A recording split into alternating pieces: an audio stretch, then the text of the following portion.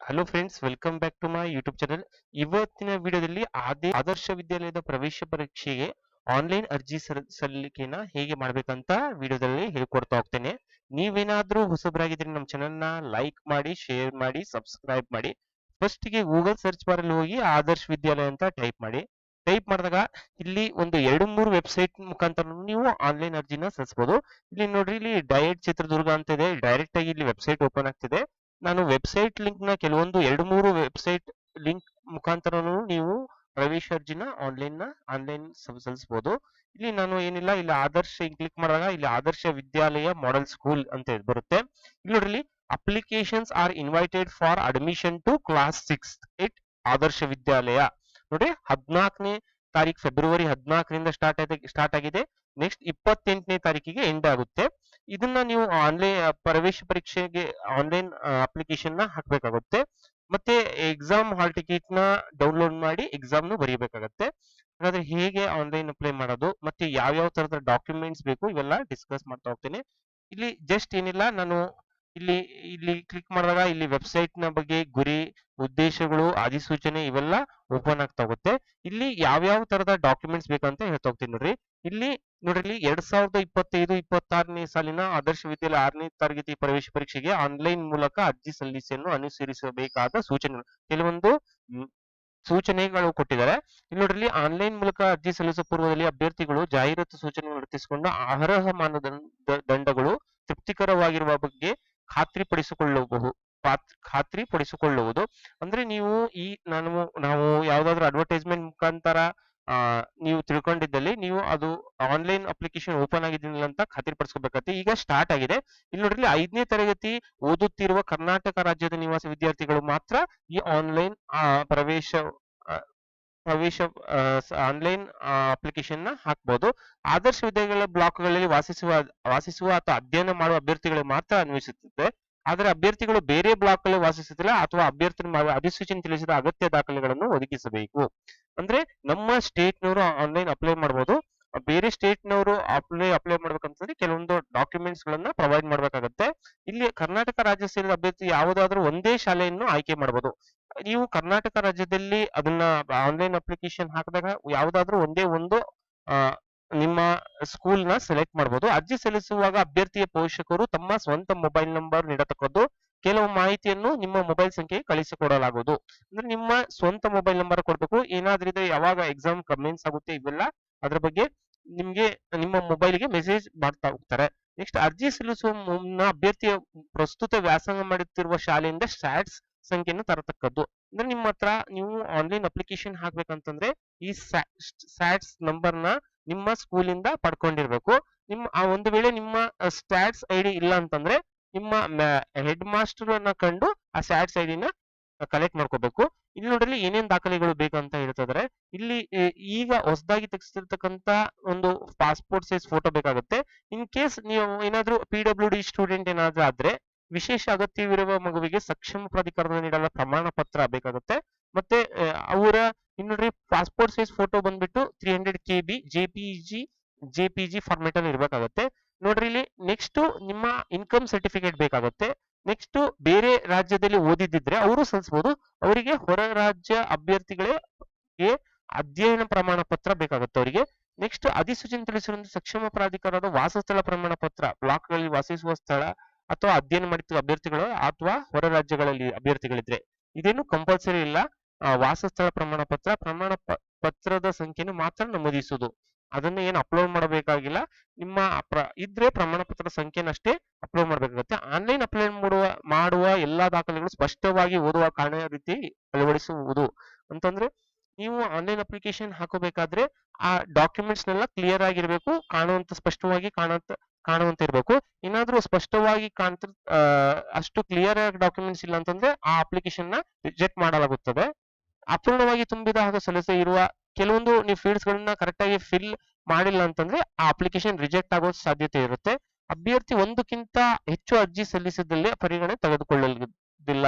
ಅಂದ್ರೆ ನೀವು ಒಂದೇ ಅಪ್ಲಿಕೇಶನ್ ನ ಹಾಕಬೇಕು. ಮತ್ತೆ ಬಹಳ ಸತಿ ಹಾಕಿದ್ರೆ ನಿಮ್ಮ ಅಪ್ಲಿಕೇಶನ್ ರಿಜೆಕ್ಟ್ ಆಗೋ ಚಾನ್ಸಸ್ ಇರುತ್ತೆ. ಅರ್ಜಿಯಲ್ಲಿ ಭರ್ತಿ ಮಾಡಿದ ಎಲ್ಲ ವಿವರ ಸರಿಯಾಗಿದೆ ಎಂದು ಪರಿಶೀಲಿಸಿಕೊಳ್ಳತಕ್ಕದ್ದು. ಒಂದು ವೇಳೆ ಯಾವುದಾದ್ರೂ ಲೋಪದೋಷ ಕಂಡು ಬಂದಲ್ಲಿ ಅಂತ ಅಭ್ಯರ್ಥಿಗಳನ್ನು ಅರ್ಜಿಯನ್ನು ತಿರಸ್ಕರಿಸುವುದು ಕಾನೂನು ರೀತಿ ಕ್ರಮ ವಹಿಸಲಾಗುವುದು. ನೋಡ್ರಿ, ಕರೆಕ್ಟ್ ಆಗಿ ನಿಮ್ಮ ಡಾಕ್ಯುಮೆಂಟ್ಸ್ ನ ಅಪ್ಲೋಡ್ ಮಾಡಬೇಕು. ಕರೆಕ್ಟ್ ಆಗಿ ಏನೇನು ಫೀಲ್ಡ್ಸ್ ನಲ್ಲಿ ಏನೇನು ಇರುತ್ತಲ್ಲ ಅವನ್ನ ಕರೆಕ್ಟ್ ಆಗಿ ಫಿಲ್ ಅಪ್ ಮಾಡ್ಕೊಂತ ಹೋಗ್ಬೇಕು. ಏನಾದ್ರೂ ತಪ್ಪು ಮಾಹಿತಿ ನೀಡೋದ್ರಲ್ಲಿ ನಿಮ್ಮದೇ ರಿಜೆಕ್ಷನ್ ಆಗೋ ಚಾನ್ಸಸ್ ಇರುತ್ತೆ. ಅಭ್ಯರ್ಥಿಯು ಪ್ರವೇಶ ಪರೀಕ್ಷೆಯನ್ನು ಬರೆಯುವ ಪೂರ್ವದಲ್ಲಿ ಅಥವಾ ದಾಖಲಾತಿ ತಮ್ಮ ದಾಖಲೆಗಳ ಸೂಕ್ತ ವಿವರ ಕುರಿತು ಪರಿಶೀಲಿಸಿಕೊಳ್ಳತಕ್ಕದ್ದು. ಸರಿಯಾದ ದಾಖಲೆ ಸಲ್ಲಿಸಿದಲ್ಲಿ ವಿದ್ಯಾರ್ಥಿ ಆಯ್ಕೆಯನ್ನು ತಿರುಗಿಸಲಾಗುವುದು. ನೀವು ಇನ್ ಕೇಸ್ ನೀವೇನೇ ಎಕ್ಸಾಮ್ ಬರೆದು ಪಾಸ್ ಮಾಡಿದ್ದಾಗ ನೀವೇನಾದ್ರೂ ಸೆಲೆಕ್ಟ್ ಆಗಿದ್ರೆ ಕರೆಕ್ಟ್ ಆಗಿ ಡಾಕ್ಯುಮೆಂಟ್ಸ್ ನ ಪ್ರೊವೈಡ್ ಮಾಡಿ ಅಡ್ಮಿಷನ್ ಆಗಬೇಕಾಗುತ್ತೆ. ಅರ್ಜಿಯ ಸಂಖ್ಯೆ ಸ್ಯಾಟ್ಸ್ ಸಂಖ್ಯೆಯನ್ನು ವೆಬ್ಸೈಟ್ ಅಲ್ಲಿ ಸಂಬೋಧಿಸುವ ಮೂಲಕ ಅರ್ಜಿಯನ್ನು ಸ್ವೀಕೃತಿಯನ್ನು ವೀಕ್ಷಿಸಬಹುದು. ನೀವು ಸ್ಯಾಟ್ಸ್ ಐಡಿ ಹಾಕುವ ಮುಖಾಂತರ ನೀವು ನಿಮ್ಮ ಸ್ಟೇಟಸ್ ನ ಚೆಕ್ ಮಾಡಬಹುದು. ಪ್ರವೇಶ ಪತ್ರವನ್ನು ಮಾರ್ಗಸೂಚಿಸಿದ ದಿನಾಂಕಗಳ ಅವಧಿಯಲ್ಲಿ ಅರ್ಜಿಯ ಸಂಖ್ಯೆ ವೆಬ್ಸೈಟ್ ನಲ್ಲಿ ನಮೂದಿಸುವ ಮೂಲಕ ಪಡೆಯಬಹುದಾಗಿದೆ. ನೀವು ಸ್ಯಾಟ್ಸ್ ಐಡಿ ಹಾಕಿ ನಿಮ್ಮ ಹಾಲ್ ಟಿಕೆಟ್ ನ ಡೌನ್ಲೋಡ್ ಮಾಡ್ಕೊಂತ ಹೋಗ್ಬೋದು. ಅಭ್ಯರ್ಥಿಗಳಿಗೆ ಪರೀಕ್ಷಾ ಕೇಂದ್ರವನ್ನು ಹತ್ತಿರದ ಸ್ಥಳದಲ್ಲಿ ಯಥೇಚ್ಛವಾಗಿ ಹಂಚಲಾಗುತ್ತದೆ. ನಿಮ್ಮ ಪರೀಕ್ಷಾ ಕೇಂದ್ರವನ್ನು ನಿಮ್ಮ ಹತ್ತಿರದ ಜಾಗದಲ್ಲೇ ಕೊಡ್ತಾರೆ. ನಿಮ್ಮ ಸಪೋಸ್ ನೀವು ಯಾವ ಡಿಸ್ಟ್ರಿಕ್ಟ್ ಸೆಲೆಕ್ಟ್ ಮಾಡಿರ್ತೀರ, ಯಾವ ತಾಲೂಕು ಸೆಲೆಕ್ಟ್ ಮಾಡಿದ್ರೆ ಅಲ್ಲಿ ಹತ್ತಿರದಲ್ಲಿ ಕೊಡ್ತಾ ಹೋಗ್ತಾರೆ. SMS ಮೂಲಕ ಮೂರನೇ ವ್ಯಕ್ತಿ SMS ಗೇಟ್ವೇಗಳನ್ನು ಬಳಸಲಾಗುತ್ತದೆ. ಈ ಗೇಟ್ವೇಗಳನ್ನು ವೈಫಲ್ಯಗಳ ಇಲಾಖೆ ಜವಾಬ್ದಾರಿ ಆಗುವುದಿಲ್ಲ. ಆದ್ದರಿಂದ ಪಾಲುದಾರ ವೆಬ್ಸೈಟ್ ನೋಡುತ್ತಲೇ ಇರಬೇಕು ಅಥವಾ ಯಾವ ಆದರ್ಶವಿದೆ ಸಂಪರ್ಕದಲ್ಲಿ ಇರಬೇಕು. ನಿಮ್ಗೆ ಏನಾದ್ರೂ ಮಾಹಿತಿ ಬೇಕಂತಂದ್ರೆ ಈ ವೆಬ್ಸೈಟ್ ನೋಡಿ ಅದ್ರ ಬಗ್ಗೆ ಮಾಹಿತಿ ಪಡಿಬೇಕು, ಅಥವಾ ನೀವು ವೆಬ್ಸೈಟ್ ಮುಖಾಂತರನೇ ಎಲ್ಲ ಚೆಕ್ ಮಾಡ್ಕೋಬೇಕು ಅಂತ ಹೇಳ್ತಿದ್ದಾರೆ. ನೆಕ್ಸ್ಟ್ ಇಲ್ಲಿ ಬಂದ್ಬಿಟ್ಟು ಇಲ್ಲಿ ಇಂಗ್ಲಿಷ್ ನಲ್ಲಿ ಇದೆ. ಈಗ ಹೇಗೆ ಆನ್ಲೈನ್ ಅಪ್ಲಿಕೇಶನ್ ಹಾಕೋದು ಅಂತ ಹೇಳ್ತಾ ಹೋಗ್ತೀನಿ. ಇಲ್ಲಿ ನೋಡ್ರಿ, ನಾನು ಹೇಳದಂಗೆ ಗೂಗಲ್ ಸರ್ಚ್ ಬಾರ್ ಅಲ್ಲಿ ಹೇಳಿದೆ ಆ ತರನು ನೀವು ಟೈಪ್ ಮಾಡಬಹುದು. ಇಲ್ಲಾಂದ್ರೆ 1-2-3 ವೆಬ್ಸೈಟ್ ಗಳಿದಾವೆ, ಅದ್ರ ಮುಖಾಂತರ ನೀವು ಆನ್ಲೈನ್ ಅರ್ಜಿನ ಸಲ್ಲಿಸಬಹುದು. ಇಲ್ಲಿ school-education.government.in ಅಂತ ಈ ವೆಬ್ಸೈಟ್ ಲಿಂಕ್ ನನ್ನ ವಿಡಿಯೋ ಡಿಸ್ಕ್ರಿಪ್ಷನ್ ಅಲ್ಲಿ ಹಾಕಿರ್ತೀನಿ. ಇಲ್ಲ ಅಂತಂದ್ರೆ www.vidyavahini.karnataka.government.in ಇದ್ರ ಮೇಲೂ ನೀವು ವೆಬ್ಸೈಟ್ ಮೇಲೂ ಕ್ಲಿಕ್ ಮಾಡಿ ನೀವು ಆನ್ಲೈನ್ ಅಪ್ಲಿಕೇಶನ್ ಸಲ್ಲಿಸಬಹುದು. ಇಲ್ಲ ಅಂತಂದ್ರೆ ಈಗ ಹೊಸದಾಗಿ ಒಂದು IP ಅಡ್ರೆಸ್ ಕೊಟ್ಟಿದ್ದಾರೆ, IP ಅಡ್ರೆಸ್ ನ ಟೈಪ್ ಮಾಡಿ ಕ್ಲಿಕ್ ಮಾಡಿದ್ರೆ ನೀವು ಆ ವೆಬ್ಸೈಟ್ ಗೆ ಡೈರೆಕ್ಟ್ ಆಗ್ತಾ ಹೋಗ್ತೀರಾ. ನೀವು ಆ ವೆಬ್ಸೈಟ್ ನ IP ಅಡ್ರೆಸ್ ನ ಹಾಕಿ ಕ್ಲಿಕ್ ಮಾಡಿದಾಗ ಈ ವೆಬ್ಸೈಟ್ ಗೆ ಡೈರೆಕ್ಟ್ ಆಗ್ತಾ ಹೋಗ್ತೀರಾ. ನೋಡ್ರಿ, ನೀವು IP ಅಡ್ರೆಸ್ ನ ಕ್ಲಿಕ್ ಮಾಡಿದಾಗ ಈ ವೆಬ್ಸೈಟ್ ಗೆ ಡೈರೆಕ್ಟ್ ಆದಾಗ ಈ ತರ ಪೇಜ್ ತೋರಿಸ್ತಾ ಹೋಗುತ್ತೆ. ಇಲ್ಲಿ ಪೇಜ್ ತೋರಿಸಿದಾಗ ನೆಕ್ಸ್ಟ್ ಏನಿಲ್ಲ, ಅಡ್ಮಿಷನ್ ಟು 6th ಸ್ಟ್ಯಾಂಡರ್ಡ್ ಅಂತ ಇದೆ. ಇಲ್ಲಿ ಅಪ್ಲೈ ಫಾರ್, ನೀವು ಇಂಗ್ಲಿಷ್ ಬೇಕಾದ್ರೆ ಇಂಗ್ಲಿಷ್ ಸೆಲೆಕ್ಟ್ ಮಾಡ್ಕೋಬಹುದು, ಕನ್ನಡ ಬೇಕಾದ್ರೆ ಕನ್ನಡ ಲ್ಯಾಂಗ್ವೇಜ್ ನ ಸೆಲೆಕ್ಟ್ ಮಾಡ್ಕೋಬಹುದು. ಇಲ್ಲಿ apply admission to 6th standard ಅಂತಿದೆ. ಇಲ್ಲಿ ಅಪ್ಲೈ ಫಾರ್ ಎಕ್ಸಾಮಿನೇಷನ್ ಅಂತ ಕ್ಲಿಕ್ ಮಾಡಿದಾಗ ಇಲ್ಲಿ ಕೆಲವೊಂದು ಇನ್ಸ್ಟ್ರಕ್ಷನ್ಸ್ ಬರ್ತಾ ಹೋಗುತ್ತೆ. ನೀವು I have read instructions and agree to terms and conditions ಅಂತಿದಾವೆ. ಇಲ್ಲಿ ಅದನ್ನ ಚೆಕ್ ಬಾಕ್ಸ್ ಮೇಲೆ ಟಿಕ್ ಮಾಡಿ ಸಬ್ಮಿಟ್ ಅಂತ ಕೊಟ್ಟಾಗ ಇಲ್ಲಿ ನೆಕ್ಸ್ಟ್ ನಿಮ್ಮ ಈ ತರ ವಿಂಡೋ ಓಪನ್ ಆಗ್ತಾ ಹೋಗುತ್ತೆ. ಈ ವಿಂಡೋ ಓಪನ್ ಆದಾಗ ಇಲ್ಲಿ ನೋಡ್ರಿ, ನಾನು ಹೇಳ್ದಂಗೆ ಈ ಅಪ್ಲಿಕೇಶನ್ ಹಾಕ್ಬೇಕಂತಂದ್ರೆ ಆ ಸ್ಟೂಡೆಂಟ್ ಇದೆಲ್ಲ 5th ಸ್ಟ್ಯಾಂಡರ್ಡ್ ಅಲ್ಲಿ ಓದ್ತಿರ್ಬೇಕು, ಅಂತವ್ರು ಮಾತ್ರ ಆನ್ಲೈನ್ ಅಪ್ಲಿಕೇಶನ್ ನ ಹಾಕ್ಬೋದು.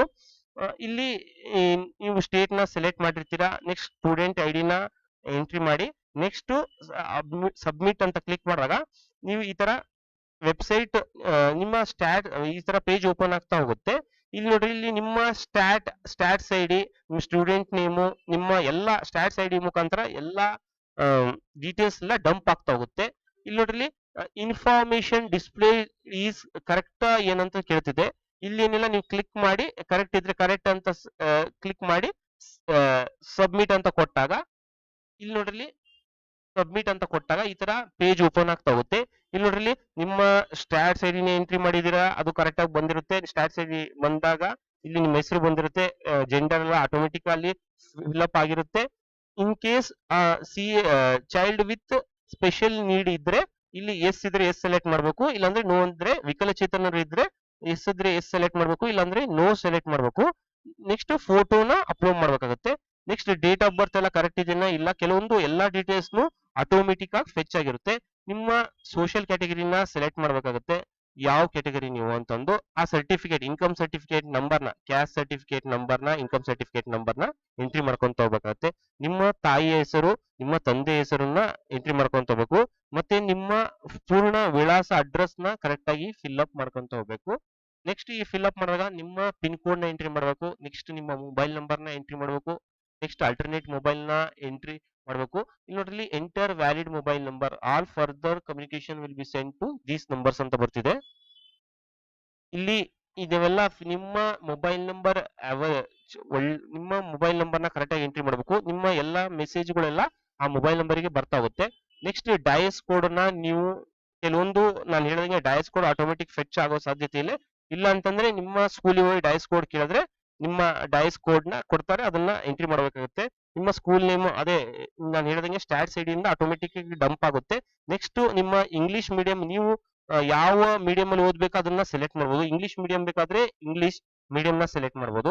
ನಿಮ್ಮ ಡಿಸ್ಟ್ರಿಕ್ಟ್ ನ ಸೆಲೆಕ್ಟ್ ಮಾಡಬೇಕು. ಇಲ್ಲಿ ಚಿಕ್ಕಬಳ್ಳಾಪುರ ಅಂತ ಇದೆ, ಚಿಕ್ಕಬಳ್ಳಾಪುರನ ನೀವು ಯಾವ್ದು ಬೇಕಾದ್ರೂ ಸೆಲೆಕ್ಟ್ ಮಾಡಬೇಕು. ಸಪೋಸ್ ನೀವು ದಾವಣಗೆರೆಯಲ್ಲಿ ಓದ್ತಿದ್ದೀರಾ ಅಂತಂದ್ರೆ ನಿಮಗೆ ಯಾವ್ದು ಸೆಂಟರ್ಸ್ ಇದಾವೆ ಅಂತ ತೋರಿಸ್ತಾ ಹೋಗುತ್ತೆ, ಅದನ್ನ ಕರೆಕ್ಟ್ ಆಗಿ ನೀವು ಸೆಲೆಕ್ಟ್ ಮಾಡ್ಬೇಕಾಗುತ್ತೆ. ಇಲ್ಲಿ ನೋಡ್ರಿ ನಿಮ್ಮ ಬ್ಲಾಕ್ ಯಾವ್ದಿದೆ ಅದನ್ನ ಸೆಲೆಕ್ಟ್ ಮಾಡ್ಬೇಕಾಗುತ್ತೆ.